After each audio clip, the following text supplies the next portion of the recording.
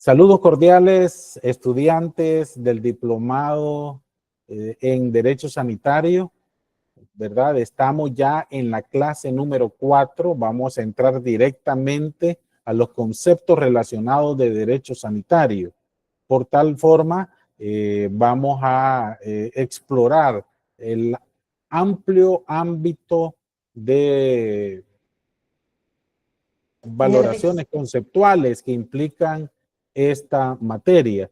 Mencionarles que el derecho sanitario tiene un amplio desarrollo conceptual que ahora vamos a tratar de compartirlo.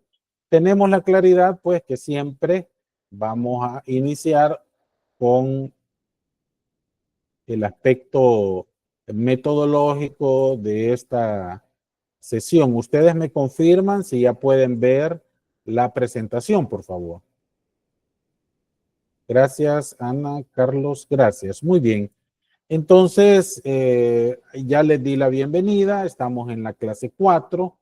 Es importante que ustedes sepan que el día de mañana inicia el foro semanal 2, ¿verdad? A partir del miércoles 26, ya en la noche, por favor, si usted aún no ha podido participar en el foro semanal 1, que está súper interesante, realmente ha tenido todo el aporte y el aprendizaje colaborativo que esta herramienta pretende, en la medida que ustedes puedan compartir los conocimientos que tengan vinculados a su ámbito laboral, así se facilita el aspecto de poder seguir aprendiendo de manera colaborativa. Es importante, pues, que lo realicen si aún no han realizado sus aportes en el foro 1 y el día de mañana comienza el foro semanal 2. Mencionarles que la primera prueba escrita está para el 4 de marzo. El 4 de marzo va a ser nuestra primera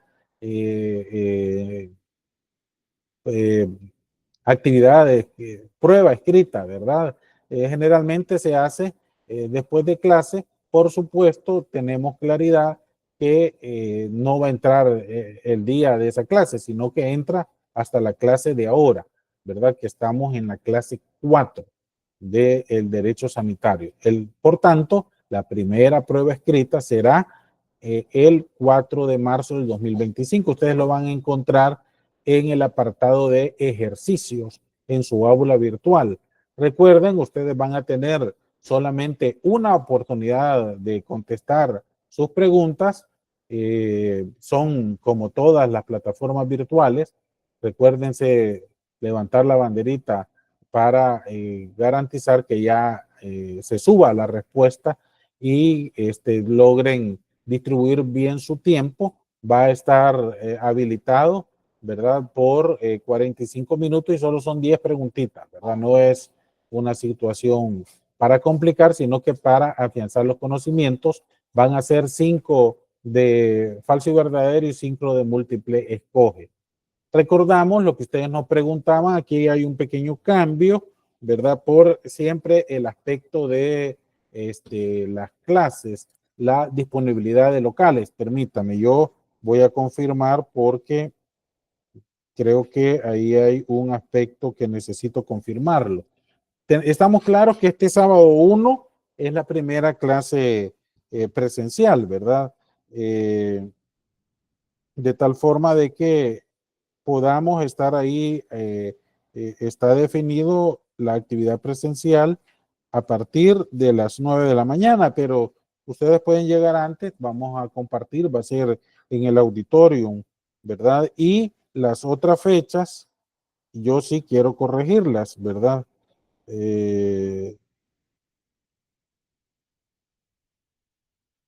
Las fechas, las siguientes fechas, permítame, yo estoy confirmando porque debemos de tener claras las otras fechas. Ustedes también me preguntaban, sí, ahí sí hay una corrección, ¿verdad? Va a ser el sábado 15. Yo les había planteado que iba a ser el sábado 8, pero va a ser la siguiente, el sábado 15. El sábado 15 de marzo, por favor anótenlo, Yo lo voy a corregir esto a la hora de compartirlo y el sábado 22. Por tanto, tómenlo en cuenta. Habían algunos de ustedes, estas actividades son para reforzar, ¿verdad? Los conocimientos. Esperamos que a ustedes les guste, les apasione estar compartiendo de manera presencial. Van a ver que no vamos a desperdiciar el tiempo y se pretende pues reforzar lo que ya hemos visto de manera virtual. Es muy difícil de manera virtual en muchas ocasiones interactuar, pero para eso lo presencial. Por supuesto, se va a hacer el esfuerzo por grabar la actividad y de esta manera garantizar de que quede en la plataforma. Lo ideal es que ustedes participen, pero van a poder acceder a través de la grabación de esta actividad de 9 a 11, ¿verdad? Eh, Vamos a compartir el objetivo de esta clase, vamos a continuar con los puntos que quedó pendiente de la clase anterior, principalmente lo relacionado al derecho farmacéutico. Vamos a plantear directamente ya conceptualmente el derecho sanitario en esta ocasión y recuérdense participar, ¿verdad? Yo termino la idea y con las manos levantadas, la mano virtual levantada, yo le doy su participación y cuando termine de participar, baje la mano para poder garantizar que ya ha participado.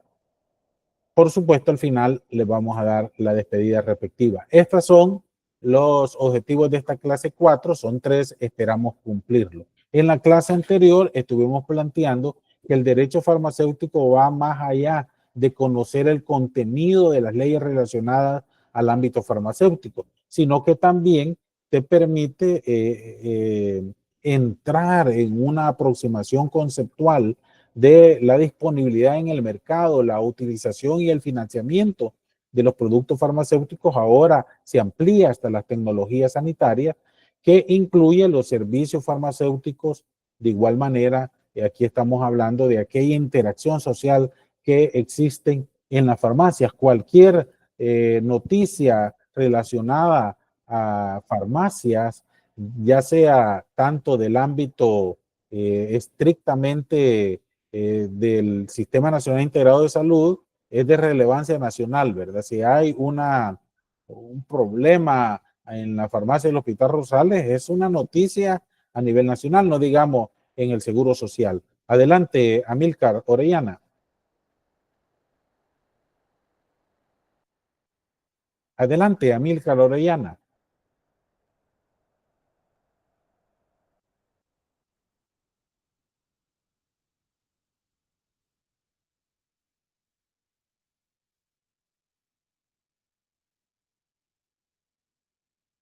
Como que tiene problemas, ¿verdad? Con su internet de Amílcar, ¿verdad?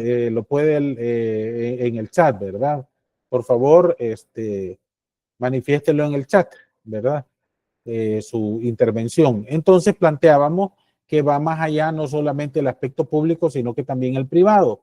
Por tanto, no lo limitamos al marco legal vigente, sino que a la disponibilidad en el mercado de los productos farmacéuticos y tecnología sanitaria, a la utilización vinculada a las buenas prácticas de prescripción, al financiamiento y a los servicios farmacéuticos. Miren todo el amplio ámbito del derecho farmacéutico. Y es así que a nivel histórico en el país se ha tenido diferentes instituciones que son las rectoras en ese ámbito. Y ese periódico histórico se ha caracterizado por aspectos que desde la academia son importantes conocerlo y estudiarlo. Debemos de plantear que desde aproximadamente 52 años, ¿verdad? Estuvo bajo la rectoría del Consejo Superior de Salud Pública y de manera específica de la Junta de Vigilancia Química y Farmacéutica. Posteriormente, con el surgimiento de la Dirección Nacional de Medicamentos, que estuvo vigente aproximadamente 12 años, te permitió una actualización, una regulación que iba más allá estrictamente de la autorización de los medicamentos en el mercado y que también significó un verdadero impulso para el derecho farmacéutico en el país. Las bases conceptuales de todo el ámbito farmacéutico partió de la ley de medicamentos del 2012 con los 5 reglamentos y dijimos que en esta ocasión, principalmente el personal farmacéutico que tenemos en segundo mayor número en este diplomado, iban a investigar los reglamentos, porque nos dijeron 2 reglamentos, ¿verdad? Pero entre el sábado y ahora, por favor, preguntar cuáles son esos reglamentos que surgieron de la ley de medicamentos del 2012. ¿Pudieron investigar? Bueno, no lo limito solamente a los farmacéuticos, si al otro estudiante de alguna otra disciplina pudo buscarlo como habíamos quedado en la clase anterior. Adelante, por favor, Ana Umaña. Adelante. Tal vez hay problemas con su micrófono porque no la escuchamos. Le vamos a dar la oportunidad mientras solventa a Gabriela María. Adelante, Gabriela. Gracias, doctor. Según comprendí, son los reglamentos que surgen de la superintendencia. Bueno, no sé si existían, pero está el reglamento para la determinación de los precios de venta, los máximos, que son los precios al público, el reglamento de estupefacientes y psicotrópicos, y está un reglamento de protección de datos de pruebas de productos farmacéuticos. Creería que hay más reglamentos, no sé si los compañeros nos pueden aportar más. Excelente, van 3 reglamentos y ahora vamos a ver en esta clase del derecho del derecho sanitario, la importancia de conocer doctrinalmente el abordaje, ¿verdad? Y ciertamente esos reglamentos que ahora la instancia rectora es la Superintendencia de Regulación Sanitaria a partir del 2024, retoma esos reglamentos que eran de la Ley de Medicamentos promulgados en el tiempo de la Dirección Nacional de Medicamentos.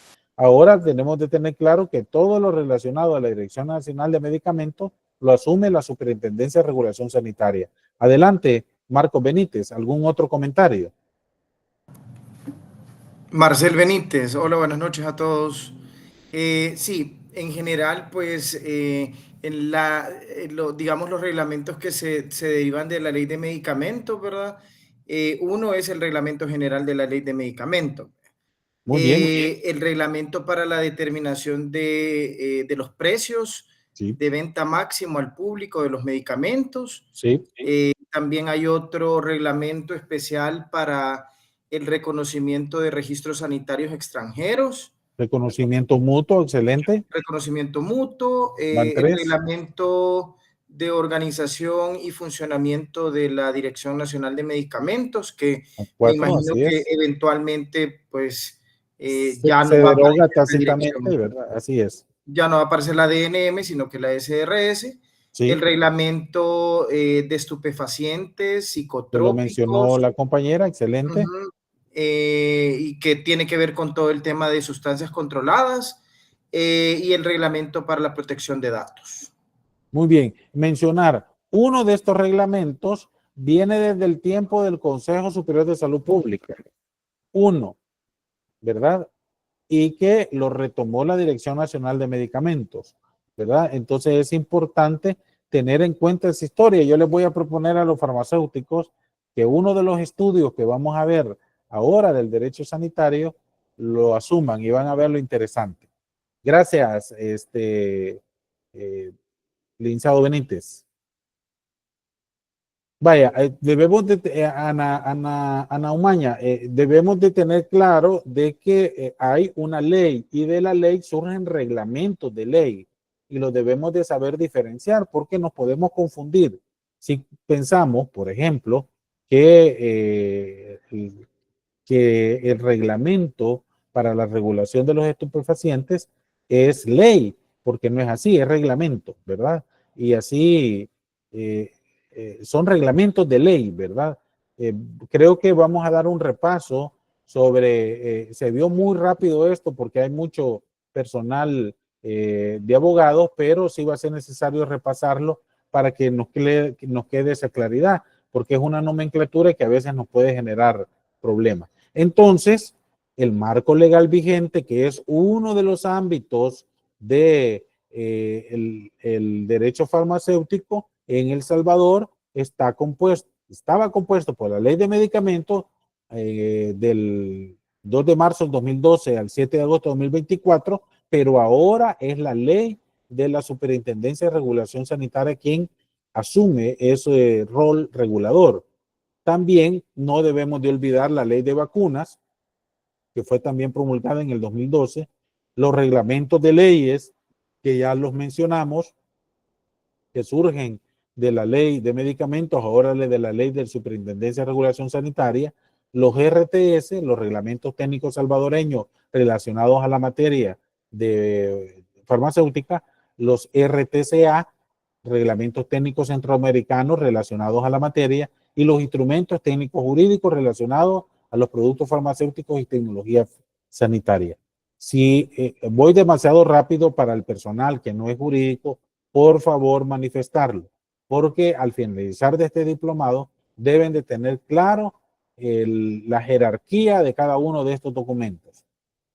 Con respecto a la disponibilidad en el mercado de los productos farmacéuticos, existen aspectos claves para garantizar que haya una disponibilidad en el mercado de los productos farmacéuticos. El control de precios, que anterior a la Ley de Medicamentos era una palabra tabú en el ámbito salvadoreño, pero que a nivel mundial ya se manejaba por ser tan clave estos productos para la salud. Y de igual forma, el uso de patentes con un enfoque de derecho es clave para el acceso con equidad, de tal forma que para aquel que lo necesita pueda acceder sin la barrera económica. Lo anterior porque el mercado farmacéutico, además de su impacto en la salud, tiene una enorme importancia no solamente económica y financiera en cada uno de los países. Sin embargo, es imperfecto porque no garantiza por sí mismo el acceso de los medicamentos o la tecnología sanitaria para quien lo necesite. Por tanto, la disponibilidad no son equitativas ni eficientes.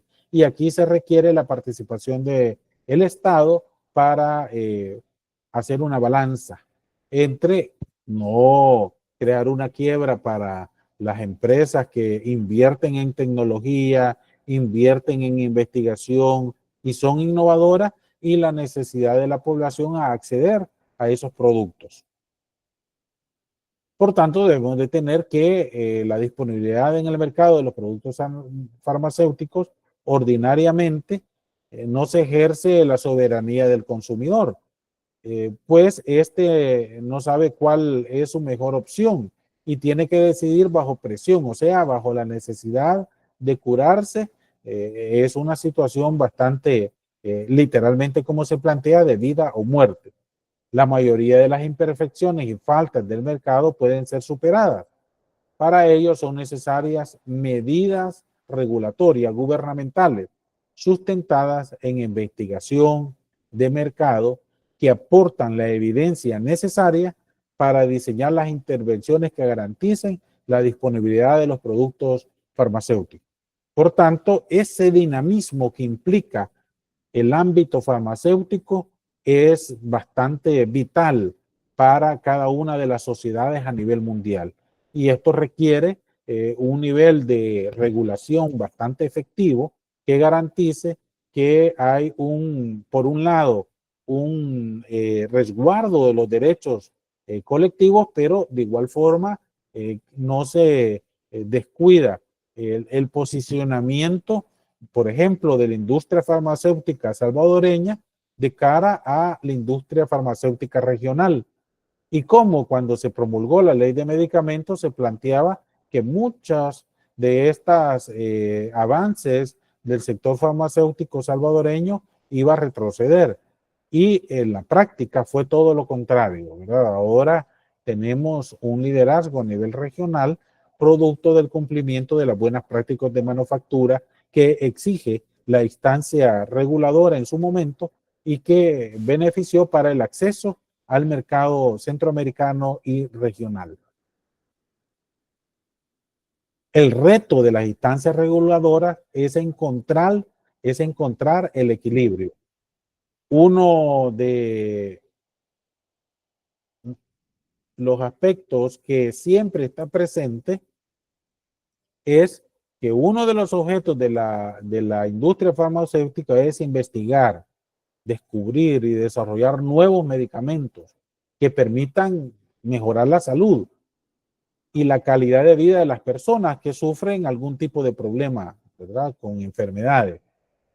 Por el otro está la población que tiene el derecho a la salud y conlleva el uso de tecnología farmacéutica para preservar su vida. Entonces, para que estos dos intereses no estén encontrados, es a través de la instancia regulatoria que te permite que jalen en la misma dirección.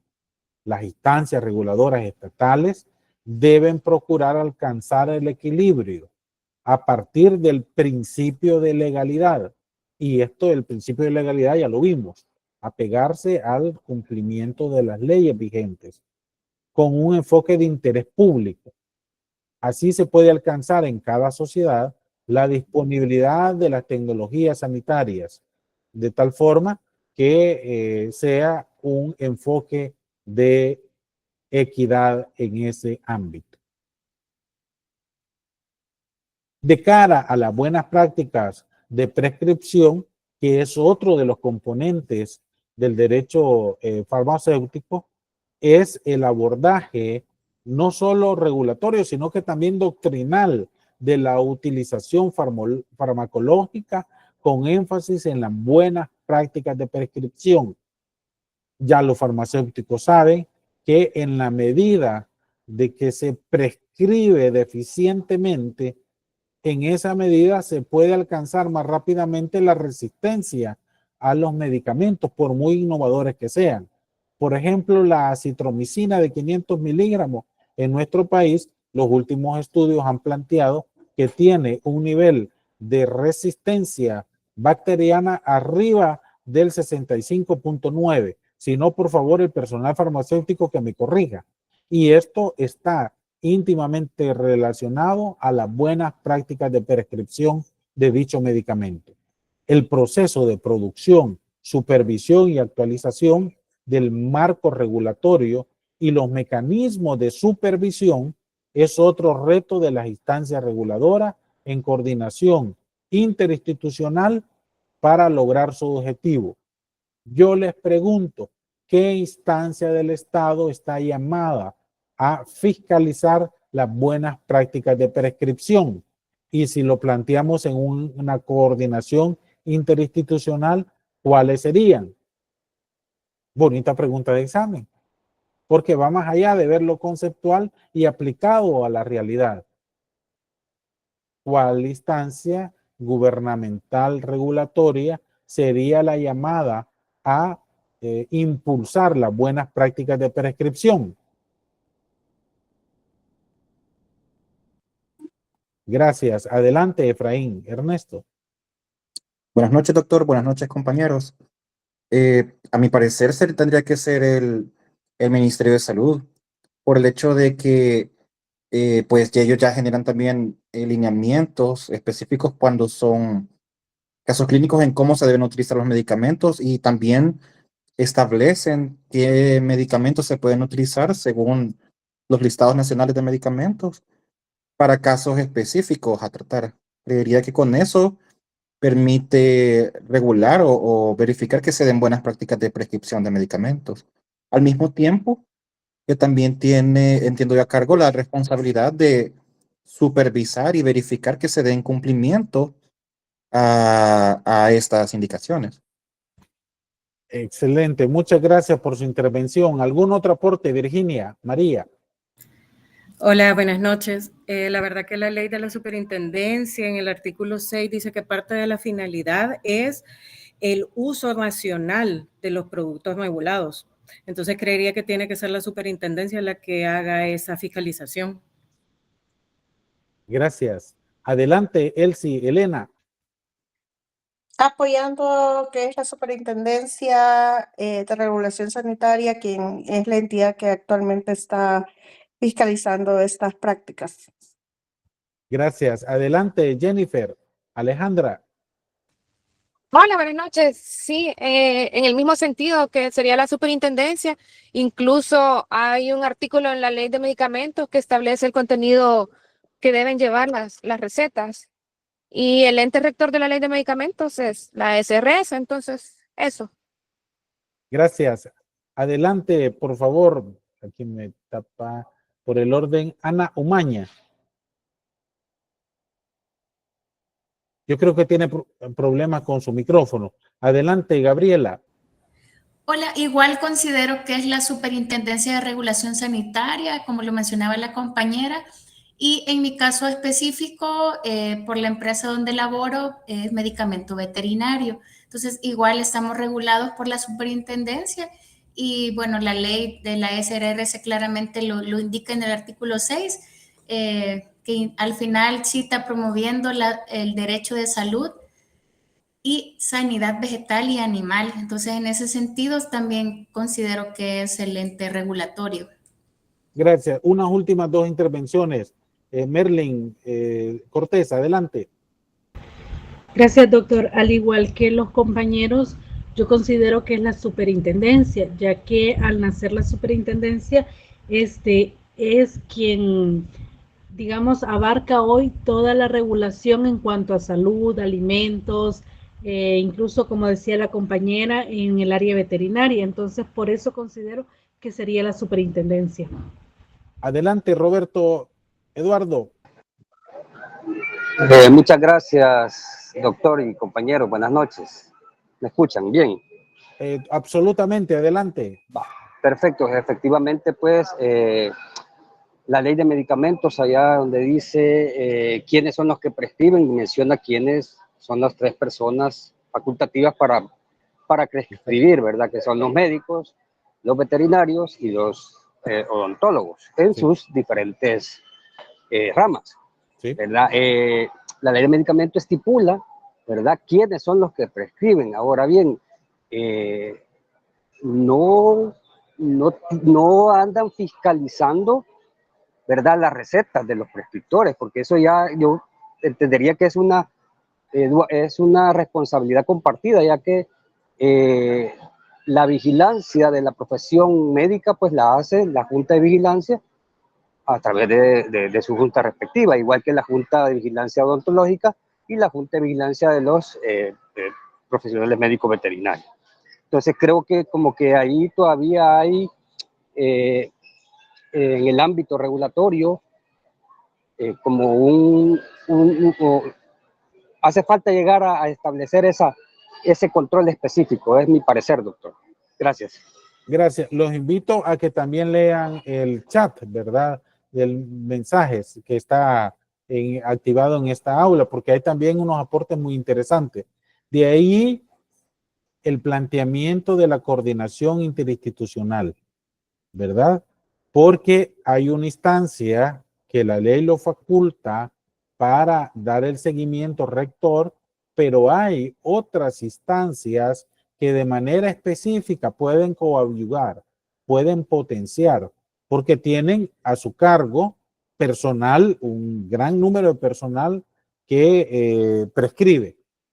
Entonces estamos viendo que la CRS, facultada por la ley de medicamentos, es quien tiene la voz cantante y que uno de los mayores proveedores de servicios de salud, recordemos que en El Salvador el Ministerio de Salud tiene una instancia rectora y prestadora de servicios de salud, y el otro gran empleador es el Seguro Social. Entonces, a través de esas dos instancias, se deben de crear los mecanismos de fiscalización para el personal a su cargo, de tal forma de que se garantice las buenas prácticas de prescripción. Pero en el ámbito privado, la instancia, pero también en el público de manera transversal, las juntas de vigilancia respectivas tienen ese rol.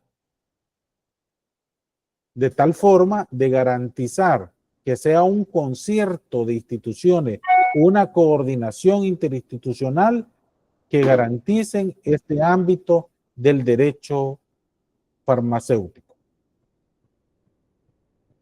Gracias por sus intervenciones. Es bien difícil porque es bastante lo que tenemos que ver y este es un solo módulo, ¿verdad? Entonces vamos a tratar de avanzar. Por favor, hagan sus aportes mantengan su mano levantada, ya después va a haber otro espacio para participar. De cara a las buenas prácticas de prescripción, entre los retos para alcanzar el impacto en el sector salud, se encuentran adecuados mecanismos de supervisión interinstitucional, ya mencionado, proceso de educación permanente. La instancia rectora es la encargada de potenciar estos procesos. Reforzamientos positivos. No solamente se trata de ir con el aspecto sancionador. Eso de tanto decir que se va a golpear al niño o a la niña se insensibiliza, sino que también utilizar mecanismos de buenas prácticas que se han desarrollado por algún profesional y dar el premio a la receta de oro, ¿verdad? Yo no sé, ¿verdad? No estoy, ¿verdad? Buscar mecanismos para darle a los buenos prescriptores un reforzamiento positivo, sistemas de experiencia, sistematización de experiencia, no solamente malas experiencias, sino que también buenas experiencias de cara a las buenas prácticas de prescripción y la creación, evaluación y actualización del marco legal relacionado con las buenas prácticas de prescripción. Mire, tiene que ver con el derecho farmacéutico. El financiamiento desde la perspectiva del derecho farmacéutico implica que el Estado paga la totalidad o parte de los medicamentos o tecnologías sanitarias para prescribirlos en el sistema público, ¿verdad? Entonces, debe garantizar la existencia. Y el impulso de la innovación de la industria farmacéutica a partir de incentivos fiscales, de tal forma de que se desarrolle la soberanía y la garantía de la producción de medicamentos que evite desabastecimiento, ¿verdad? Ahí una compañera de ustedes mencionaba la experiencia de Cuba de cara a la vacuna de COVID-19. Entonces va vinculado a garantizar que la industria farmacéutica, en este caso de El Salvador, desarrolle líneas de producción, por ejemplo, de medicamentos que son claves y esenciales. Yo ubicaría ahí los antihipertensivos, los medicamentos para la diabetes, los medicamentos, bueno, para las principales enfermedades. Y de igual forma, para evitar el conflicto de interés en el financiamiento de los medicamentos es necesario un marco legal permanentemente actualizado, instancias reguladoras competentes y mecanismos de regulación a los reguladores. Esto implica que es importante una evaluación que debe estar claramente identificada para determinar el rol regulador por terceros, por una instancia independiente. Generalmente en estos casos se busca, por ejemplo, la normativa ISO, recuérdense, de aplicabilidad voluntaria, y en el país la encargada es el organismo salvadoreño de normalización. Ya no andemos buscando organismos extrarregionales para acreditarnos o para certificarnos. La fortaleza de la institucionalidad reguladora del Estado es clave para garantizar el accionar oportuno en dicho ámbito, ¿verdad? Y para finalizar, los servicios farmacéuticos, el derecho farmacéutico regula los servicios farmacéuticos para garantizar la calidad de los medicamentos. Implica la regulación de todo el ciclo de existencia de los medicamentos, desde la investigación, producción, distribución, almacenamiento y dispensación. La actualización del marco legal tiene implicaciones en la práctica profesional. ¿Por qué? Porque si se dispensa un medicamento que no ha seguido su mecanismo de manejo de calidad, puede perder su principio activo, ¿verdad? Eso ya está demostrado científicamente.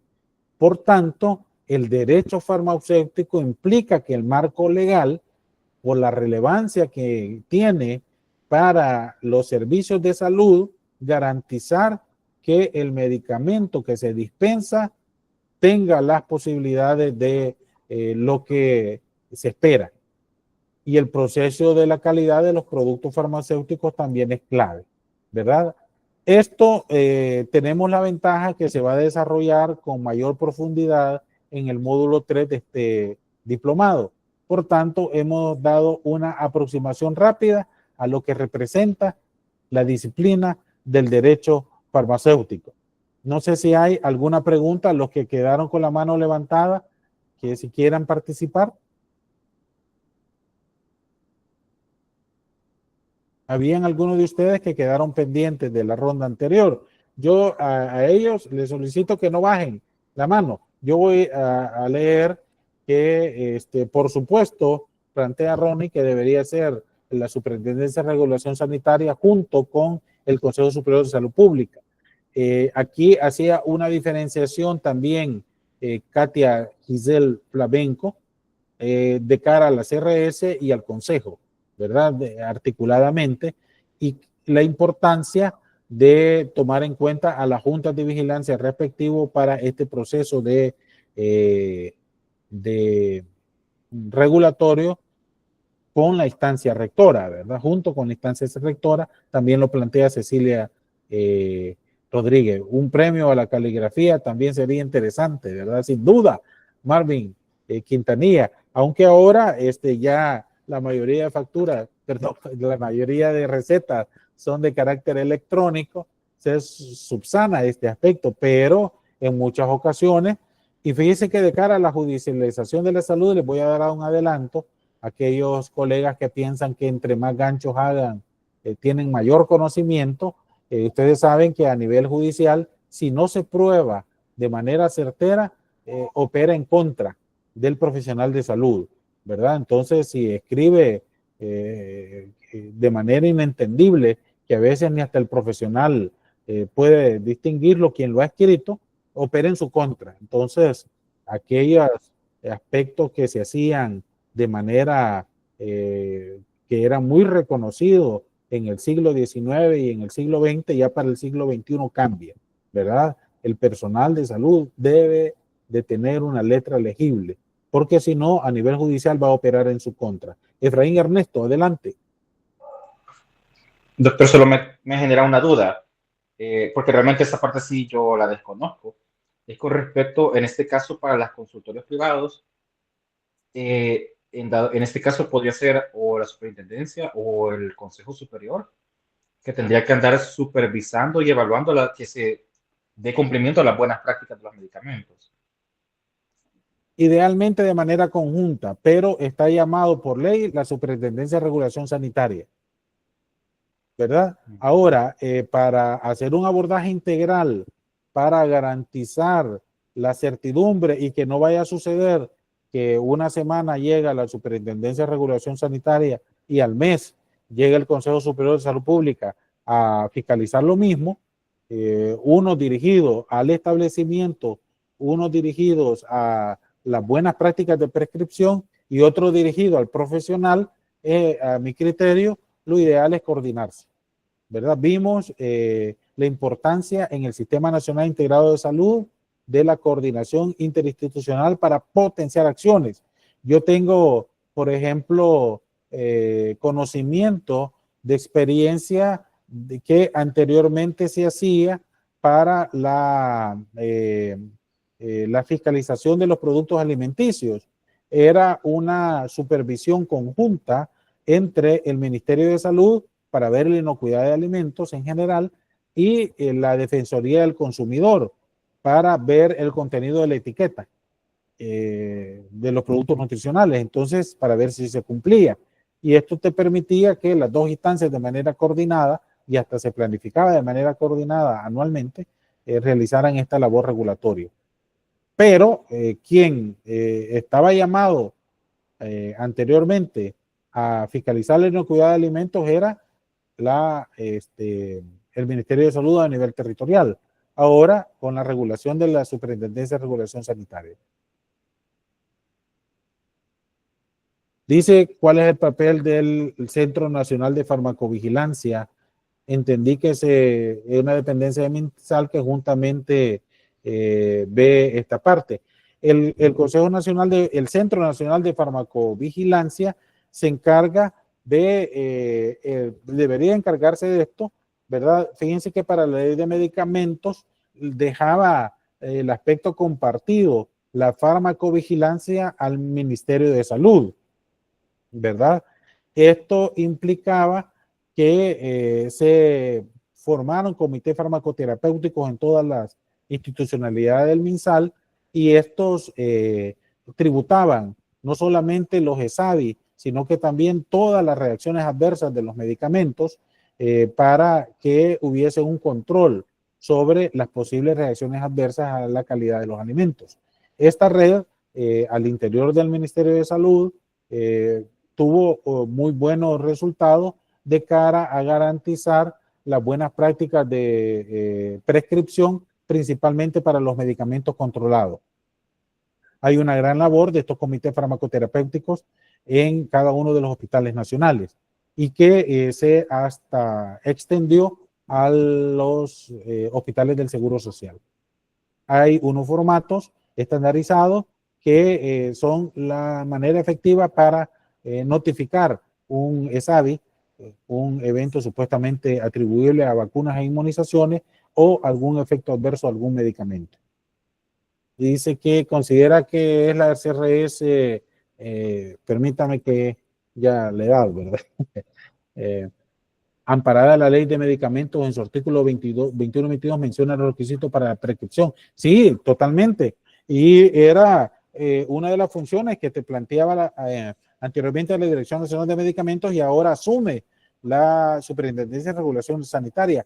Es todo un gran reto para crear la institucionalidad pertinente y esa es la ventaja de actualmente la Superintendencia de Regulación Sanitaria, que puede potenciar todos estos ámbitos que estaban anteriormente iniciando, ¿verdad? Ahora le corresponde a la Superintendencia de Regulación Sanitaria y implica articularse con estos, por ejemplo, este Centro Nacional de Farmacovigilancia que tiene el MinSal y en lugar de crear otra red, vincularla. Pero esos son criterios que la instancia rectora debe de decidir, ¿verdad? Desde la doctrina te plantea la ley del Sistema Nacional Integrado de Salud, trabajar de manera interinstitucional. Pero la dinámica propia de cada institución se vive en el diario vivir, ¿verdad? Se vive en el desarrollo de las potestades que la ley da. Y en muchas ocasiones estos aspectos tan específicos sí requiere personal que haya estado en este diplomado y que conozca a profundidad el sector para hacer las adecuaciones del marco legal y evitar errores. O dejar pasar algunas oportunidades que te pueda brindar el marco legal y que por situaciones muy específicas se pueda pasar de alto. Adelante, Benítez. Hola, buenas tardes nuevamente. Yo entiendo y tal vez alguien tiene un poquito más de conocimiento, pero creo que el Centro Nacional de Farmacovigilancia ya desapareció, ya no existe. Entiendo que ahora quien, digamos, regula todo el tema de farmacovigilancia es únicamente la Superintendencia de Regulación Sanitaria. En su página ya existe, o sea, en la página oficial de la SRS existe un departamento de farmacovigilancia con documentos de herramientas, los manuales y los lineamientos de cómo se debe de presentar la documentación. Pero entiendo yo que el ministerio únicamente hay una oficina que ahora se llama Oficina de Farmacovigilancia Institucional, OFVI, pero realmente el Centro Nacional de Farmacovigilancia como tal ya no existe en el Ministerio de Salud. Recuerden entonces que esta red que le da seguimiento a toda la farmacovigilancia en los establecimientos de salud es una experiencia que es necesario tomarla en cuenta. Y gracias por la actualización y que se debe de adecuar a la norma, a la ley actual y potenciarla.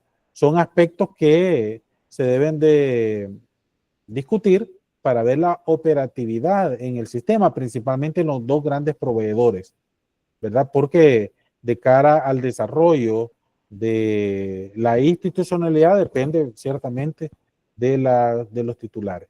Adelante, había otra participación. Dice, es correcto, ¿verdad? Dice la farmacovigilancia del sector está bajo la tutela del Superintendencia de Regulación Sanitaria. Así es, era uno de los aspectos que yo les mencionaba que en la ley de medicamentos quedó ambiguo y que por eso la ventaja, mencioné, de la Superintendencia de Regulación Sanitaria para potenciar ese ámbito y aprovechar todas las posibilidades que tiene ese rama del derecho farmacéutico. Es un verdadero reto, ¿verdad? Y que lo están asumiendo.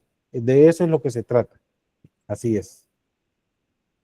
En el aspecto histórico, no sé si, yo creo que vamos a ver eso para que ustedes miremos el abordaje, ya lo vamos a ver en la del derecho sanitario. Pasamos al siguiente tema. Gracias por la participación. Ahora pasamos a lo que nos ocupa de este diplomado, el derecho sanitario o derecho de la salud. El concepto a nivel general. Recordemos, derecho sanitario es igual al derecho de la salud. Es la disciplina jurídica que permite la creación, conocimiento y aplicación del ordenamiento jurídico relacionado directa y, ojo, o indirectamente a la salud. Las acciones estatales que fundamentan el derecho humano a la salud, que se traduce en acciones formales del Estado frente a la ciudadanía y la interpretación de la relevancia jurídica de la dinámica social que surge de las relaciones de los ciudadanos con el sistema sanitario con el objeto de darle soporte legal a sus reivindicaciones relacionadas a la salud. Este concepto entonces lo debemos de desmenuzar para tener claro cuáles son todos los elementos que tiene que ver el derecho sanitario. Bueno, ahora debemos de tener ya una claridad semántica que el derecho sanitario es igual al derecho de la salud, que es diferente al derecho a la salud que hemos visto en las clases anteriores. Derecho a la salud y derecho de la salud, aunque solo una palabra es diferente, cambia totalmente. Y vamos a entender como derecho sanitario al derecho de la salud. ¿Cuáles son los ámbitos, tres grandes ámbitos de estudio del derecho sanitario? En primer momento está el régimen jurídico de la organización sanitaria. Y aquí estamos hablando que es el estudio pertinente y la aplicabilidad de la legislación en salud, que incluye los instrumentos técnicos jurídicos del ente rector, que es un término para englobar varios documentos legales, ¿verdad? Por tanto, el derecho sanitario, su aporte doctrinal le permite dar un empuje diferenciador no solamente a la producción, elaboración, sino que también a la evaluación y a la actualización de la legislación en salud de un país determinado. Otro ámbito de estudio es la interrelación del Estado frente a la ciudadanía. ¿Se recuerdan aquella potestad que el Estado tiene frente a el soberano, frente a la ciudadanía? Esta implementación práctica y operatividad de las acciones de la salud pública, entendida como una de las ramas que propiamente el Estado desarrolla en su territorio en beneficio de la población. Y el otro gran ámbito es la relación de la ciudadanía organizada frente a la autoridad sanitaria. Aquella posibilidad de incidencia que tienen las organizaciones para que se tome en cuenta su punto de vista diferenciador, que hasta sea tan relevante que da origen a una doctrina que se fundamenta para el ejercicio pleno del derecho a la salud y que se fundamenta posteriormente en la elaboración de un marco legal relacionado a la reivindicación de este sector. Y se pone, por ejemplo, acá, porque el ejemplo más visible de esa posibilidad de incidencia que tuvo la ciudadanía para aportarle a la doctrina del derecho sanitario y con ello garantizar modificaciones en el marco legal, fue el sector vinculado a las organizaciones de las personas con VIH, que permitió modificar esquemas de tratamiento, que permitió hacer esfuerzos financieros para el medicamento que en aquel tiempo era innovador, los antirretrovirales, que permitió modificar los indicadores sanitarios de cara a la mortalidad, y con orgullo también se plantea la morbilidad, ¿verdad? Porque el aporte ciudadano permitió modificarlo. Por eso hicimos el ejercicio de identificar a más organizaciones ciudadanas, porque son de importancia para el derecho sanitario. Adelante, Alexander. Gracias, doctor. Una consulta dentro de estos tres grandes ámbitos de estudio, ¿dónde incluiríamos todo lo relativo a la legislación que nace de instituciones extranjeras?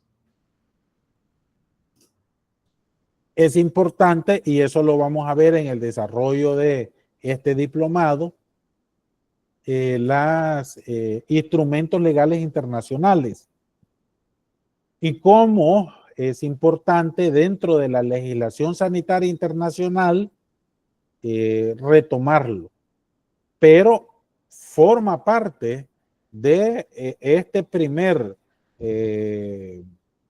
gran columna del régimen jurídico de la organización sanitaria, porque es asumido ya como una legislación propia del país. Por tanto, no está excluido al estudio del derecho sanitario. El derecho sanitario orienta el estudio hacia la conducta tanto individual como colectiva que tiene relevancia para la salud de la población en general. El derecho sanitario debe generar insumos para adecuar la atención sanitaria para facilitar la aceptación social. Se recuerdan que planteamos que en nuestra realidad latinoamericana hay una gran cantidad de leyes con el gran peligro que no se apliquen. Entonces, el derecho sanitario te da las herramientas doctrinales para garantizar que a través de la aceptación social, este marco legal elaborado tenga mayor posibilidad de implementación. Los procesos propios de atención sanitaria y la relación directa de los actores sociales claves que inciden en la salud de un país, también está dirigido el estudio del derecho sanitario. Y de igual forma, en las actividades de promoción de la salud y prevención de las enfermedades, que hacen la diferencia en mejorar los indicadores sanitarios.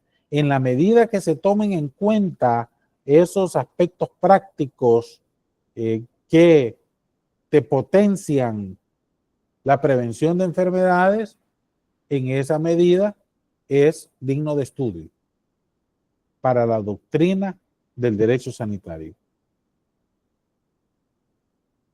Yo estaba leyendo que actualmente en Brasil se está ya por aplicar la vacuna del dengue, contra el dengue. Entonces, imagínense ustedes las implicaciones sanitarias que va a traer para el país ese avance, y que es necesario discutirlo, no solo a la luz del derecho farmacéutico, sino a través del derecho sanitario, porque te modifican los indicadores sanitarios en una realidad concreta.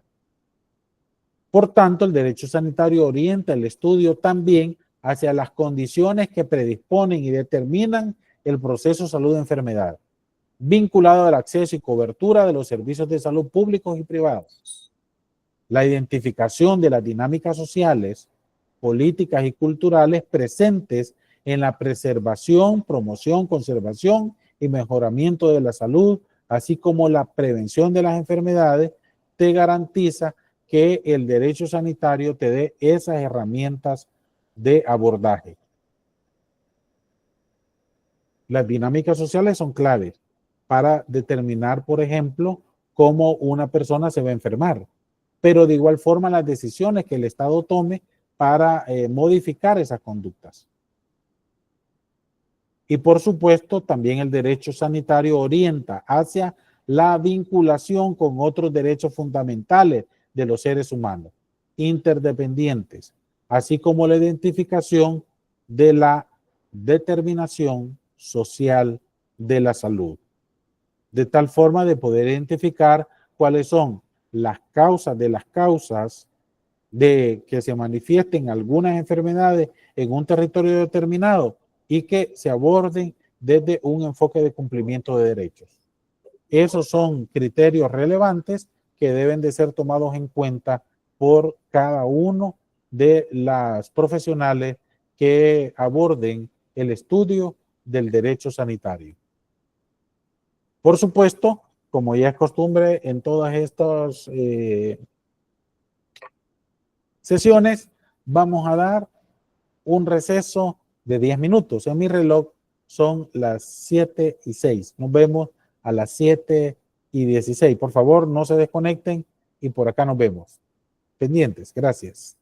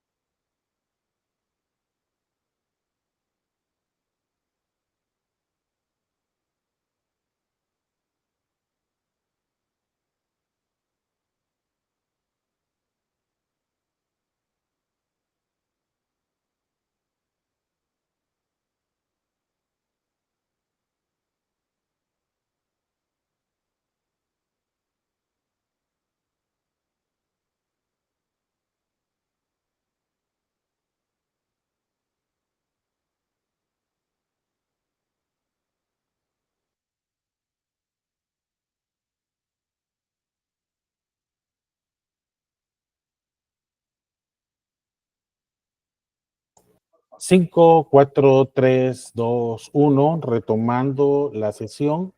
Por favor, manifiesten que ya estamos conectados. Gracias, excelente, muy bien. Vamos a continuar con esta labor. Muy bien, muy bien.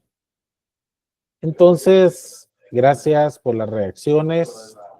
Entonces estábamos pues ubicando la orientación que nos permite el derecho sanitario, hacer un análisis de cara no solamente al marco legal vigente relacionado a la salud, sino que también aquellos aspectos que el Estado impulsa desde la salud pública, tanto para el ámbito público como privado, para hacer valer el derecho a la salud, y en el otro componente de cómo la ciudadanía generalmente organizada incide en el Estado para la producción doctrinal de el derecho sanitario y con ello redunda en una nueva institucionalidad que garantiza, por ejemplo, el cambio de los indicadores sanitarios.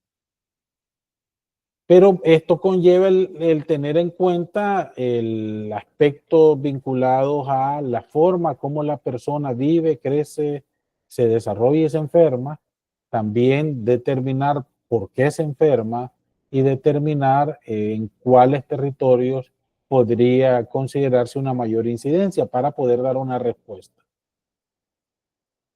Ahora, para dimensionar los ámbitos del derecho sanitario, porque podríamos pensar de que con identificar el listado de leyes ya estamos en la doctrina del derecho sanitario, o que identificando las organizaciones ciudadanas ya eso es el derecho sanitario.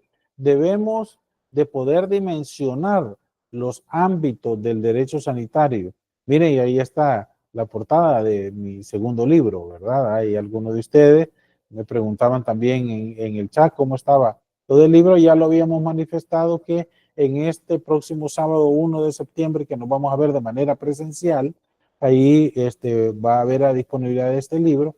Quienes estén interesados pueden enviarme un mensaje a través del aula virtual. El costo de ambos, son dos, es de $12.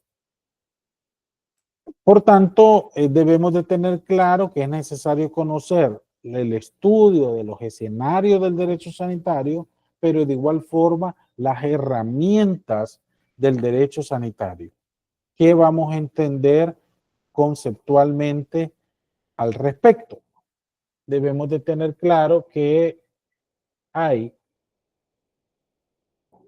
un abordaje de estudio de los escenarios del derecho sanitario, que se entiende como la capacidad de desarrollar un profundo estudio que facilite el conocimiento de las relaciones sociales propias de la producción del ordenamiento jurídico relacionado a la salud, que facilite la identificación de las relaciones de poder que surgen en el entorno sanitario para identificar la corriente doctrinal a la que responden. Conocer el fundamento doctrinal del ejercicio del poder permite dimensionar las respuestas que se darán frente al proceso de salud y enfermedad. Y ahora con esta realidad de las pandemias es un verdadero reto el estar conocedor de cuál es esa dinámica de poder que te permite incidir en el proceso salud-enfermedad. Entonces, los estudios de los escenarios del derecho sanitario son 4. El escenario del sistema, el escenario del accionar, el escenario de la ciudadanía organizada y el escenario de la producción legal. Vamos a tratar de detallar cada uno de ellos. El estudio del escenario del sistema se describe el régimen jurídico del conjunto de la organización sanitaria, en particular, para el énfasis, del sistema público de salud, para el desarrollo de su labor acorde a las responsabilidades delegadas con los recursos que cuente y la tecnología disponible, para optimizar el enfoque se focaliza en el desarrollo a partir del conocimiento de temas específicos. Por ejemplo, veamos, ¿cuál es la aplicabilidad del consentimiento informado en la realidad salvadoreña? Fíjense que me permitió hacer una consultoría a algunos establecimientos privados para determinar el tipo de consentimiento que estaban ocupando en su clínica de prestigio, ¿verdad? Y que tenían un gran flanco de que podría ir producto que si se judicializaba un caso en particular y al presentar el consentimiento informado que utilizaban no cumplía con requerimientos formales básicos. Entonces, en este escenario se estudia cómo en el sistema se está aplicando el consentimiento informado para poder identificar las repercusiones legales, las repercusiones institucionales, las repercusiones en asignación de recursos a ese tema. Y por supuesto, la identificación del respeto o la vulnerabilidad, o esperamos que no sea así, la violación al derecho a la salud en ese tema en particular. Adelante, Juan Carlos. Perdón. Juan Camilo. Sí, buenas Adelante. noches. Hay una pregunta con los consentimientos informados.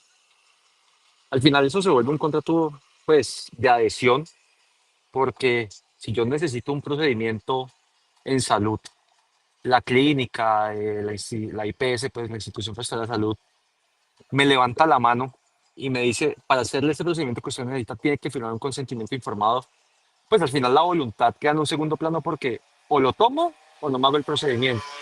Es como un posible extendimiento de responsabilidad, suponiendo pues que suceda alguna situación particular que ponga en peligro el derecho a la salud. En ese caso, pues ese documento legal creo que pierde fuerza y carece fuerza más allá que sea un simple formalismo que toca pues celebrar entre el prestador del servicio y el paciente que lo necesita. Entonces, ahí pues cómo se maneja, cómo se vería, porque creo que si uno ya se para más en un ámbito contractual, pues ese documento queda en un segundo plano. Ese es el escenario del estudio por sistema, que es necesario dar esa conceptualización doctrinal que lo ha planteado de cara al consentimiento informado y cómo se aplica y las limitantes que podría tener. Pero para el caso de El Salvador, te lo exige a través de la ley de deberes y derechos de los pacientes y prestadores de servicios de salud. Por tanto, se requiere es un requisito formal planteado en una ley en El Salvador. Sin embargo, hay criterios doctrinales que orientan a la capacidad que tiene el paciente para decidir, a las condiciones en las cuales se realiza ese consentimiento informado. Por eso es importante el estudio de ese tema en el escenario de los sistemas. Pero pueden haber otros temas de estudio. Y a cual más controversial, que te permita desde la doctrina aportar. Y si es necesario una modificación legal para el caso de El Salvador de cara al consentimiento informado, hacerla desde la perspectiva de la doctrina. No sé si con la respuesta expliqué o le di mucha vuelta, Juan. Sí, sí, en parte. Lo que pasa es que, obviamente, creo que desde la base de la teoría legal en general, jurídica de obligaciones, pues al final yo también lo puedo leer y uno ve un consentimiento informado y el contenido es sumamente técnico. Que me describan todas las situaciones y efectos secundarios que se me pueden dar en una cirugía, lo más probable, y lo conecto con todo lo que te estamos hablando de prescripción atrás, pues posiblemente no lo voy a entender como un ciudadano o un usuario a pie. Así como cuando me prescriben o me quiero, entre comillas, automedicar, pues puedo leer todas las indicaciones, todas las contraindicaciones y si soy médico no lo entiendo. Entonces, pues al final uno lo firma y ya. Entonces la voluntad queda en un segundo plano y pues pensándolo, y es otro tema distinto y perdón que me salga del núcleo pues de este diplomado que es tema del derecho sanitario y me voy más al mundo de la responsabilidad, pues lo veo como un documento débil en cuanto a la prueba, pero sí necesario por los formalismos que ya explicaron, que así como está en El Salvador, en Colombia los tenemos. Sin embargo, es necesario discutirlo doctrinalmente para dar ese aporte. Adelante. Este es solo un ejemplo de un tema de cara a ser susceptible al estudio de escenario por sistema, pero pueden haber otros. ¿Cuál otro tema a ustedes consideran que es importante aplicar un nivel de enfoque de cómo se está aplicando en el sistema de salud? ¿Había levantado la mano alguien más?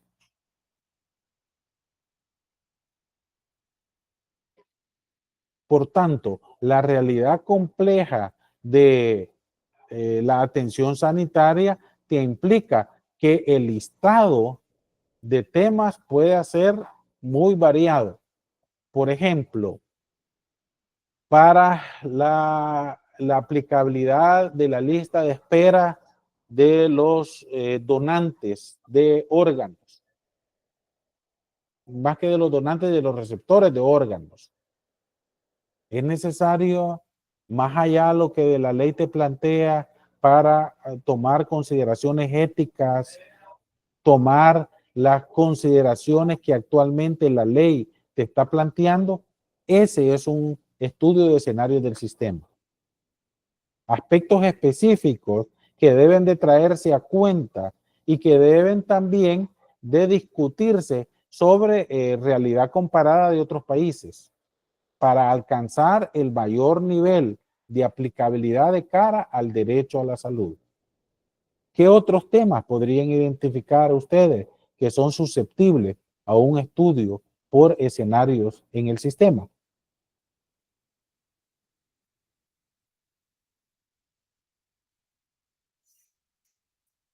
Adelante, por favor. Hola, Juan buenas Francisco. noches. Buenas noches a todos. Buenas noches. No sé si aplica, pero yo quisiera comentar un caso. En Adelante. el caso de mi esposa, nosotros tuvimos un problema de sector privado al sector público.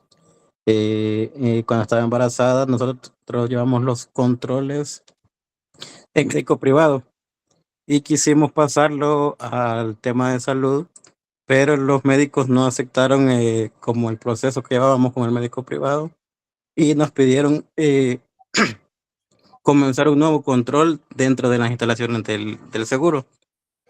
En ese momento nos hicieron cambiar incluso la medicación que tenía de insulina porque ella es diabética. Sí. Entonces nos pidieron adaptarnos como al sistema. Incluso nos amenazaron con la fiscalía por no querernos adaptar a la forma de trabajo de ellos. Pero el problema era que como su embarazo era de alto riesgo, no nos permitieron, digamos, todas las recomendaciones que llevábamos del médico privado. Nos quisimos adaptar al proceso para llevar el control con ellos, pero la insulina que da en el seguro no era la que ella necesitaba. Entonces se complicó un poco en ese tiempo de adaptación. Como se complicó todo, decidimos mejor retirarnos del seguro para no tener el riesgo de perder Una el bebé. complicación mayor. Sí, entonces o sea, quizás ahí hay un tema de que no permiten como la opinión técnica o profesional sin antes adaptarse a lo que ellos, como al proceso que tienen ellos interno. Entonces siento que es como un problema del sistema porque a pesar de que la opinión técnica de un especialista está incluso detallada el proceso, no permitieron sin antes ellos llevar su proceso. Muy bien, entonces para el caso que nos permita, gracias por el ejemplo, Juan Francisco, estamos hablando, un ejemplo sería la atención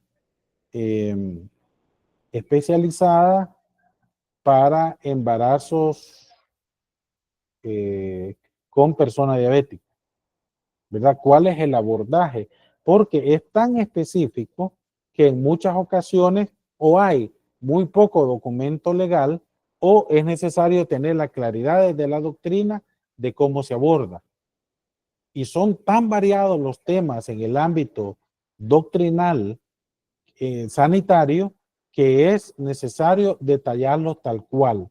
Y en la medida que estos estudios se realicen con un enfoque, ¿verdad?, de un verdadero estudio publicable, en esa medida te sirve para poder fundamentar doctrinalmente, si es necesario, cambios del marco legal vigente vinculados a la salud. Y así pueden haber muchos otros ejemplos. Yo les voy a pedir que ustedes planteen otros ejemplos susceptibles a discutirlos en este escenario. Dice, por ejemplo, las terapias experimentales del cáncer, ¿verdad? Con CAR-T, ¿verdad? Coméntelo, por favor, Ana Umaña. Creo que tenía problemas, ¿verdad? Con su...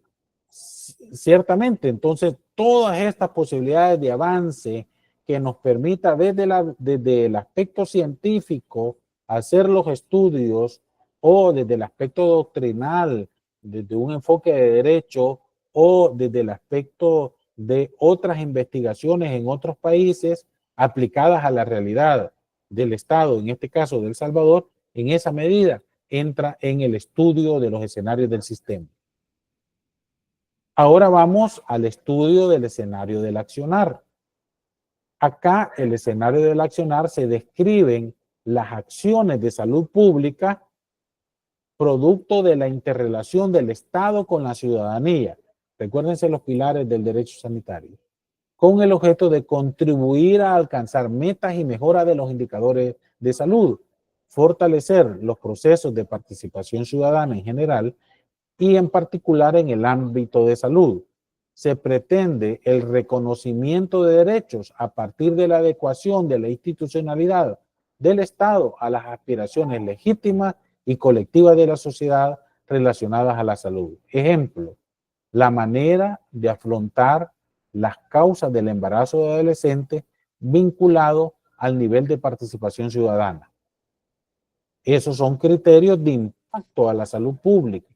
Si el primer escenario te permite individualizar temas específicos que están presentes en el sistema y que es necesario discutirlos de manera doctrinal, no estamos hablando de la modificación de la ley de manera inmediata, sino entrar a una discusión, temas en específico. El otro escenario específico casi individual, el otro escenario del accionar te permite identificar todas aquellas acciones que el Estado impulsa de cara a la ciudadanía vinculadas a la salud pública y que tienen un impacto de un indicador sanitario. Veamos otro ejemplo que ustedes podrían identificar en el estudio del escenario del accionar. Adelante, Virginia. Buenas noches. Yo creo que podría ser las acciones de vacunación contra el virus del papiloma humano que se ingresó, digamos, en la cartilla de vacunación nacional, que antes no estaba para niñas, creo que entre 9 y 12 años, que puede ser de que haya un cierto tabú aún para algunas madres que no quieren que sus hijas se vacunen por lo que significa esa enfermedad, pero creo que podría ser parte de un ejemplo de este escenario. Excelente. Entonces, en la manera como se ha implementado la estrategia, que como ya lo mencionó Virginia María, en un inicio estaba planteado para los 9 años, ¿verdad? Ahora se ha ampliado hasta los 21. Es importante saber el impacto que va a significar para el cáncer de cervix esta medida del Estado en salud pública, pero de igual forma saber en qué territorios se ha logrado implementar más este accionar para determinar si hay algunos territorios donde el tema tabú, el tema de falta de información impida avanzar en este indicador. Esos son estudios del escenario del accionar. Creo que resultó un poco más fácil para identificar que el primer escenario. Ahora, el estudio del escenario desde la ciudadanía organizada. Se describen las relaciones de la ciudadanía con el sistema sanitario. Y el sistema sanitario en general con la autoridad sanitaria. Es un análisis diferenciador respecto a las acciones desde la ciudadanía organizada para hacer valer el derecho humano a la salud y la capacidad de incidir en el Estado. Dicho espacio parte del reconocimiento de posibles espacios organizados de ciudadanía que inciden en la producción de doctrina y de la legislación en salud. Fíjense que en muchas ocasiones el objetivo final no debe de ser crear una nueva ley.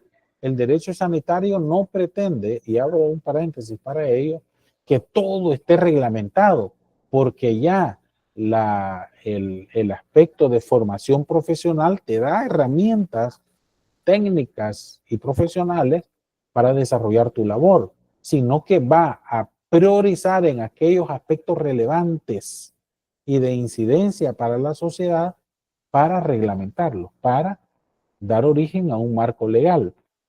En este caso, las organizaciones ciudadanas o que tienen expresiones organizativas tienen la labor para construir el aspecto del tema que los ocupa. Por ejemplo, no sé si ustedes conocen al Centro de Apoyo a la Lactancia Materna, CALMA. Pasó alrededor de 20 años incidiendo en el tema de lactancia materna, haciendo estudios, dando cursos, brindando información científicamente comprobada para posicionar el tema de lactancia materna, que permitió no solamente la promulgación de la política de promoción, protección y apoyo a la lactancia materna, sino que la promulgación posterior de la Ley de Promoción, Protección y Apoyo a la Lactancia Materna, que ahora se ha actualizado a la Ley del Amor Convertido en Alimento, a través del fomento, promoción de la lactancia materna. Miren cómo este desarrollo ha permitido desde una instancia de participación ciudadana posicionar un tema que ahora es de relevancia para disminuir los indicadores, por ejemplo, de enfermedad pulmonar en la niñez por recibir un derecho de lactancia materna. Entonces, dicho espacio parte del reconocimiento de estos espacios por parte del Estado para hacer doctrina. Y ese es uno de los ejemplos. ¿Conocen ustedes algún otro ejemplo vinculado a que la ciudadanía organizada ha logrado posicionar un tema y este ha tenido una repercusión doctrinal en el derecho sanitario que posteriormente hasta facilitó la promulgación de una ley? No sé si le preguntamos al compañero colombiano Juan Atila si hay algún ejemplo en Colombia sobre este escenario de la ciudadanía organizada. Adelante. Pues hay muchos que no sé qué tan trascendentes sean, dependiendo pues cómo uno lo quiera evaluar. Organización de pacientes por montones, de médicos, y pasó hace unos años, 2015 más o menos. Un medicamento que el principio activo es el misoprostol, que es ginecológico. Sí. Básicamente la indicación para la cual estaba autorizado en Colombia era para evacuación de útero y fetos muertos. Entonces, mujeres que están en embarazo, que desafortunadamente perdían los bebés, les quedaba el feto muerto en ellas, y para evitar infecciones y demás, pues los ginecólogos prescribían ese producto. Sí. En su momento, un órgano asesor de científicos del INVIMA, que es nuestra autoridad sanitaria, que se llama la Comisión Revisora, ese órgano asesor, conceptuó que ese medicamento, dado que tiene un efecto secundario que es ser abortivo, pues tenía que ser catalogado como de control especial. Entonces, todos los fabricantes que teníamos el tema de el misoprostol como principio activo en los medicamentos, pues quedamos sujetos a una clasificación del producto que lo dejaban en el mismo nivel de los estupefacientes. Sí. Luego, para poder tener la autorización de importación de la materia prima y fabricación de los productos, necesitábamos ir ante el Fondo Nacional de Estupefacientes, que nos dio el visto bueno. Pero el fondo decía, qué pena, yo no soy el autorizado para darle a usted permiso sobre el misoprostol porque no es un estupefaciente. Entonces nos dejan en un limbo jurídico que ni aquí ni allá nos permitía tener el producto, y los Sí. médicos no podían prescribir. Entonces, ¿qué se hizo? A través de asociaciones de pacientes, de madres en este caso, se tocó la puerta de la Sociedad Colombiana de Ginecología. Por medio de la Sociedad Colombiana de Ginecología, los dos laboratorios que en ese momento fabricábamos el producto en Colombia, pues presentamos los argumentos técnicos y científicos por los cuales, desde una óptica de salud pública, dicho medicamento tenía que ser catalogado no como de control especial, sino como un medicamento de venta con fórmula médica y capaz que le pusieran alguna restricción especial a Sí, la dispensación por medio de una fórmula controlada. sí. Afortunadamente, en el 2015 se escucharon los argumentos y se logró pues hacer ese cambio en la posición del INVIMA, liberó y facilitó la fabricación y distribución del medicamento y al final pues se vio reflejada en la mejora del indicador de mortandad materna. No sé si ese es el enfoque de los ejemplos que se requieren.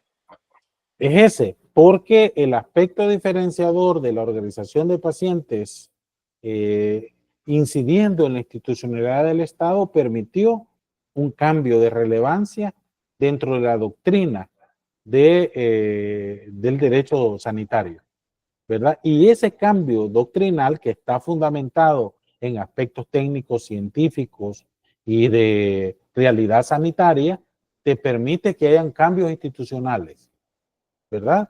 Que algunos alcanzan hasta promulgación de nuevas leyes, que algunos alcanzan hasta de modificación de requisitos que requiere un caso en particular. Ciertamente no se trata del estudio de todas las instancias, desde el derecho sanitario, de todas las instancias de participación ciudadana, porque entonces eso sería más un estudio de las expresiones de participación ciudadana, sino solamente aquellas que logran trascender e incidir en la doctrina del derecho sanitario y por ende en una modificación legal o institucional.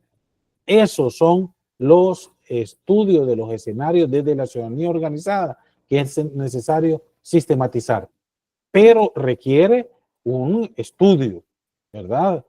Que hasta pueda ser publicado en alguna revista, de tal forma de que a futuro, ya cuando la realidad cambie y que ya no estén los protagónicos de ese hecho, se pueda hacer un estudio de lo que pasó en ese momento determinado. Adelante, por favor, Roberto García. Muchas gracias, doctor, y buenas noches de nuevo a todos. Ese también, esa participación ciudadana en nuestro país tuvo un momento específico con el Foro Nacional de Salud, ¿verdad? En su momento cuando se creó, eso era uno de los objetivos, ¿verdad? Incidir en las políticas públicas que tuvieran que ver con el tema de salud, ¿verdad? Desconozco hasta este momento si al final lograron, ¿cómo se llama? O colaboraron en la promulgación de alguna ley, ¿verdad? Pero sí, esa era una de las intenciones del Foro Nacional de Salud, ¿verdad? Incidir directamente a través de la organización de la sociedad civil organizada sobre temas de salud. Gracias. Ojo, pero de cara al derecho sanitario se debe de tener el cuidado y el aspecto de identificación si esta organización ha logrado una modificación institucional o un cambio de ley para que sea de relevancia para el derecho sanitario. No sé si me explico, Roberto Eduardo. Sí, es correcto, por eso que le comentaba yo, hasta el final, desconozco si al final lograron incidir en la modificación de alguna ley o la propuesta de una ley que garantice derechos en salud a cierta población. Exacto. Hasta el momento no me recuerdo, yo creo que ya el Foro Nacional de Salud creo que desapareció también, ¿verdad? Pero bueno, muchas gracias. Entonces, por eso es importante estos estudios, porque, por ejemplo, el aporte del Foro Nacional de Salud para la creación de la ley de medicamentos o para la creación de la ley del Sistema Nacional Integrado de Salud es una herramienta de estudio para este escenario. Porque si no, ya después, cuando el tiempo pasa, rápido se olvida, y la sistematización para el aporte doctrinal en el ámbito del derecho sanitario es clave. Había también levantado la mano alguien más. Adelante, Gabriela María Guevara. Sí, me genera una duda lo de esta parte de la ciudadanía organizada. Puntualmente, mi duda es si aplica la parte empresarial o los gremios que se asocien. Entiendo acá que está ALFA, que es una asociación de farmacéuticos. Entonces, en ese sentido, estas entidades aplican dentro de este escenario de la organización. Gracias. Igual como le mencionaba a Roberto Eduardo, él ponía el Foro Nacional de Salud y yo lo vinculaba a que incidieron para la creación de la ley de medicamentos y la creación de la ley del Sistema Nacional Integrado de Salud.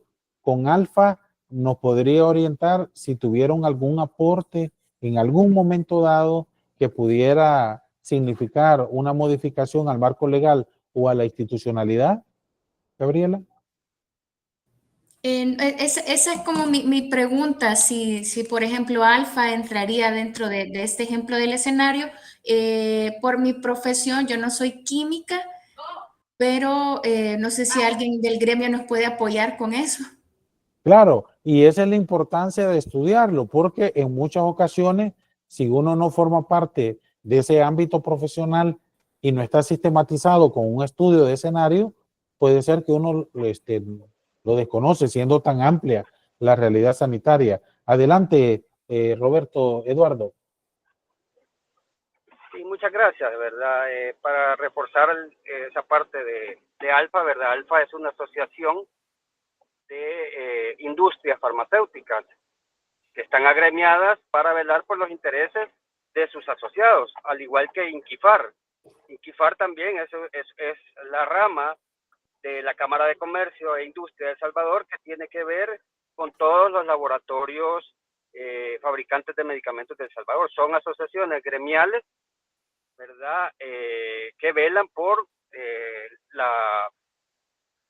sus socios, en este caso los laboratorios que están afiliados a estas asociaciones.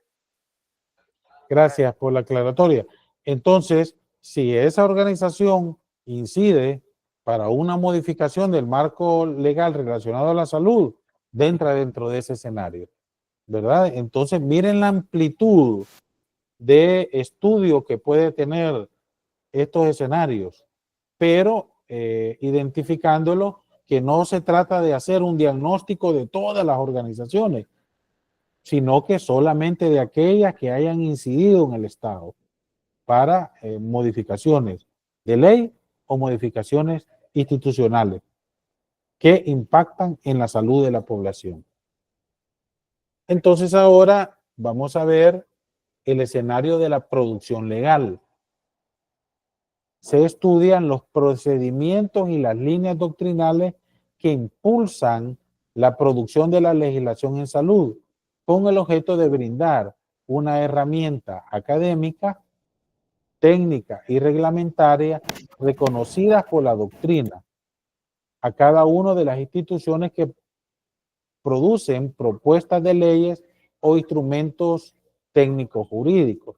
Acá estamos hablando de todas aquellas instituciones con facultad para proponer el marco legal vigente vinculado a la salud y cuál línea jurisprudencial asumen.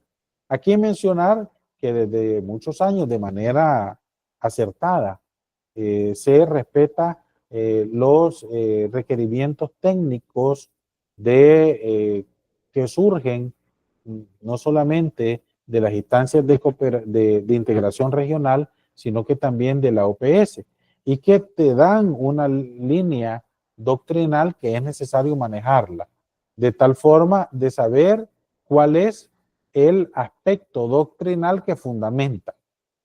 Fíjense que en el tema de la política nacional de salud, vamos a ver cómo actualmente la política nacional para el apoyo al desarrollo infantil temprano tiene un gran peso que permitió hasta la promulgación legal.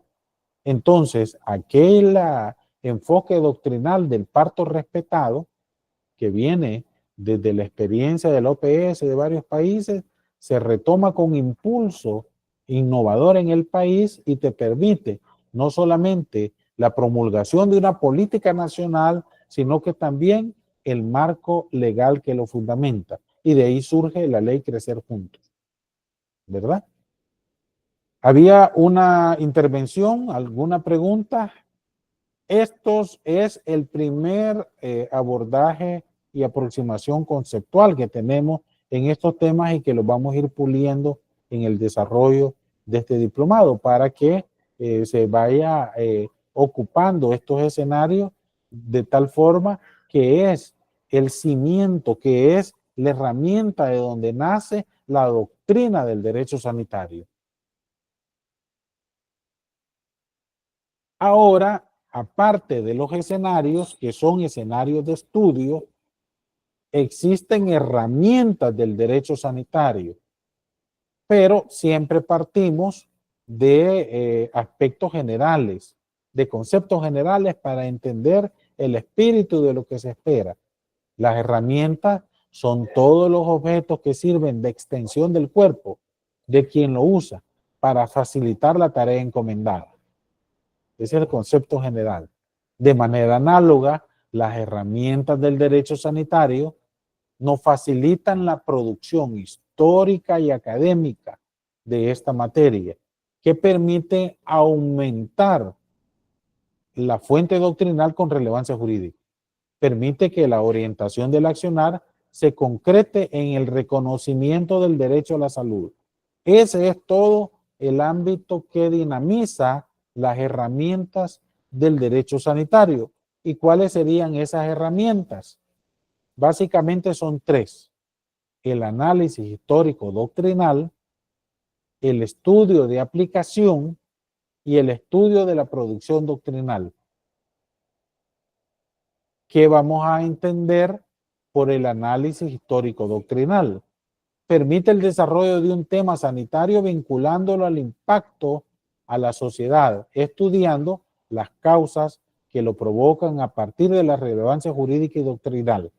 Aquí partimos del impacto al indicador sanitario y cómo a nivel histórico se ha manifestado.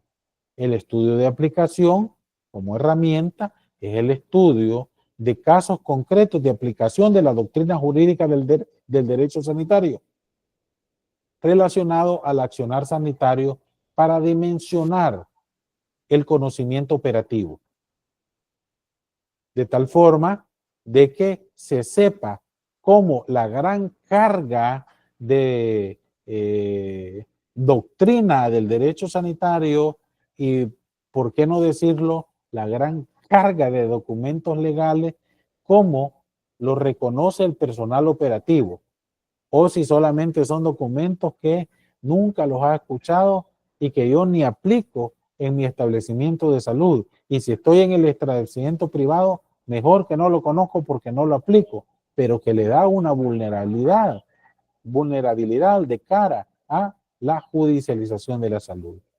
Y el estudio de la producción doctrinal es la herramienta relacionada a los actores sociales a partir del seguimiento al funcionamiento y producción material de los espacios de participación ciudadana.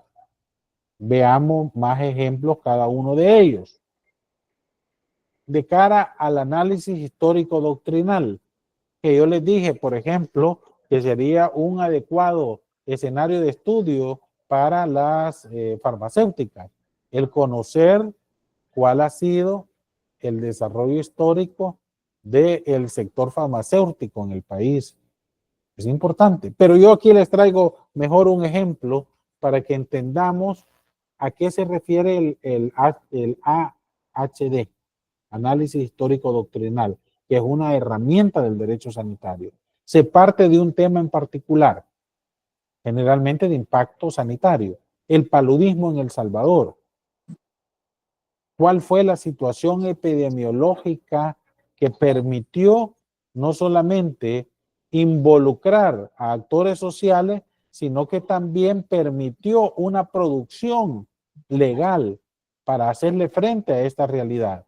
Recordemos que el impacto del paludismo, por ejemplo, en la construcción del Canal de Panamá significó hasta que las empresas francesas abandonaran la construcción y que posteriormente la asumiera Estados Unidos, pero que impactó en toda la región centroamericana en la medida que iba avanzando los casos de paludismo y como en el país significó un problema de salud pública a tal forma de garantizar las condiciones para crear promotores vestidos de celeste. Creo que muchos de ustedes ya no los conocieron porque ahora ya hay muy pocos a la luz que somos un país libre de paludismo. Es necesario estar dándole seguimiento. Entonces, los actores sociales te dan un nivel de escenario para garantizar que hay un nivel de apropiación de la sociedad para hacerle frente al paludismo.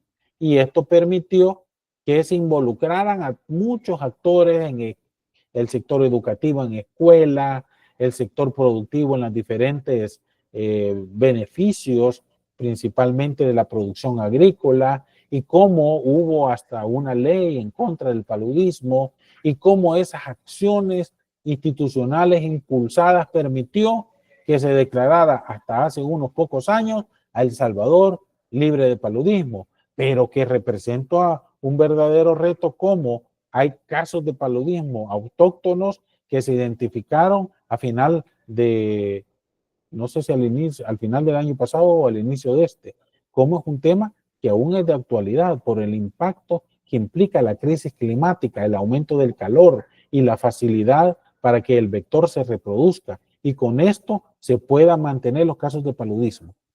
Esos son aspectos que tienen que ver con el derecho sanitario porque implicó la elaboración de un normativa legal, un cuerpo legal y que también permitió cambios institucionales que visibles para la población. Ahora, la herramienta de el estudio de aplicación parte de un tema que requiere del conocimiento por los facultativos, el conocimiento del tratamiento de la hipertensión. Se debe de tener claro cuál es el impacto de las enfermedades crónicas no transmisibles vinculadas a la hipertensión arterial en el país,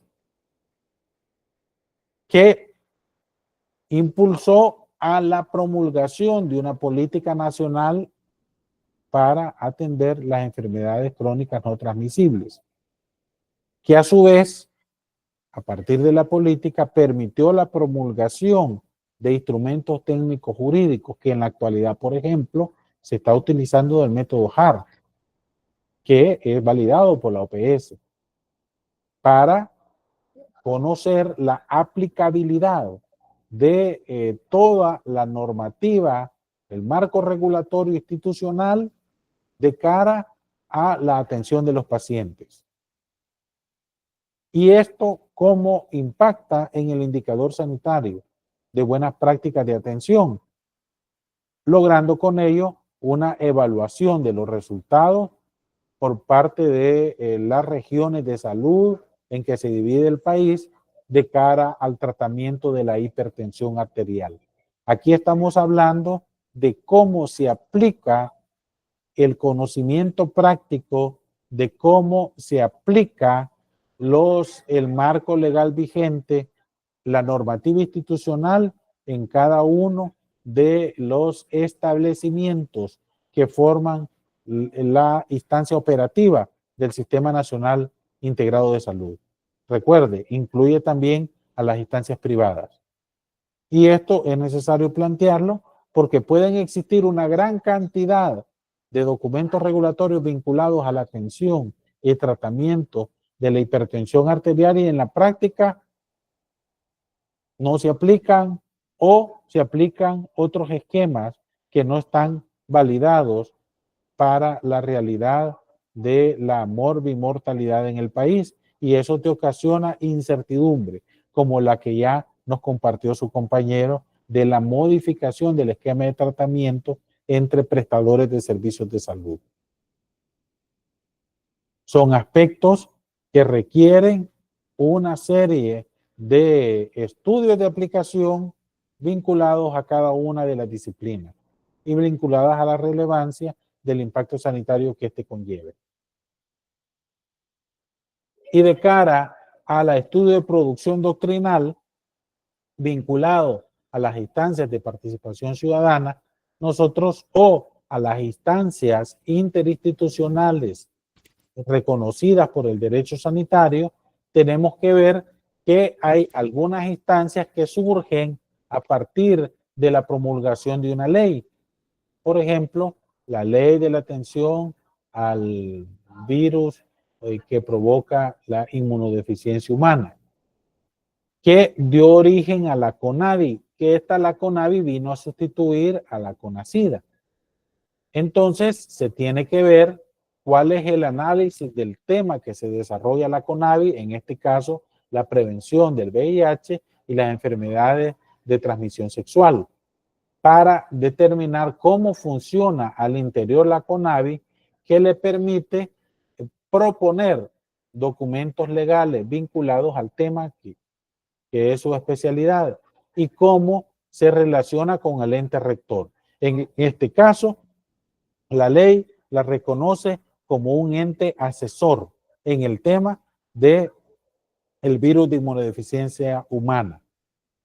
En la medida que se identifiquen estos aspectos de carácter de producción doctrinal de estas instancias, en esa medida se puede alimentar el estudio de escenarios, por ejemplo. Las herramientas te facilitan la potenciación de estudios que ya vimos con anterioridad. Esto es una aproximación al derecho sanitario y esto es uno entre varios de los aspectos que desarrolla el libro que he publicado y que esperamos profundizarlo en el desarrollo de este diplomado.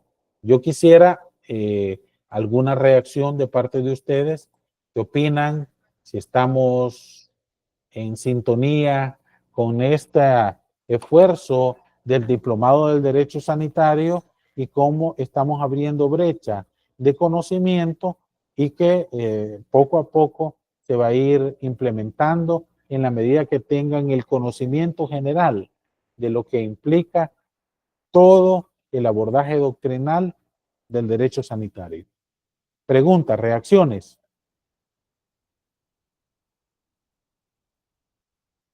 ¿Algún comentario?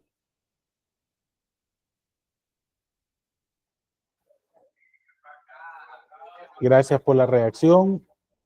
Gracias, están reaccionando.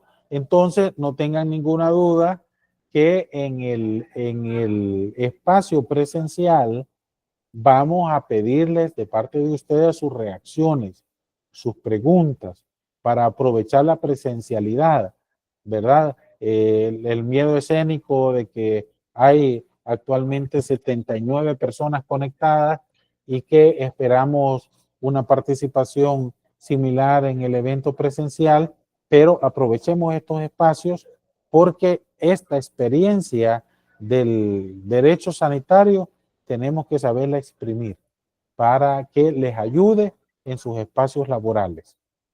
Los siguientes temas van a ir vinculados a la legislación en salud, que es uno de los pilares del derecho sanitario. Ahora hemos visto la generalidad. Muy bien, creo que ahora hemos alcanzado la hora, nos pasamos unos minutillos que fue el tiempo que se conectaban. Les agradezco, los esperamos de manera puntual. Va a ser el sábado 1 a las 9 de la mañana en el auditorio de la Facultad de Jurisprudencia y Ciencias Sociales, conocida socialmente como Facultad de Derecho, y que tiene esa posibilidad que podamos compartir. A las personas que estén interesados en el libro, lleguen unos minutos antes, que ahí voy a estar para la distribución respectiva. Escríbame a través del aula virtual para determinar si tiene el interés. Buenas noches y vamos a seguir compartiendo en este apasionante tema. Hasta luego. Buenas noches, luego, doctor. profesora. Buenas Muchas noches. gracias. Noche, gracias. Buenas noches. Buenas noches.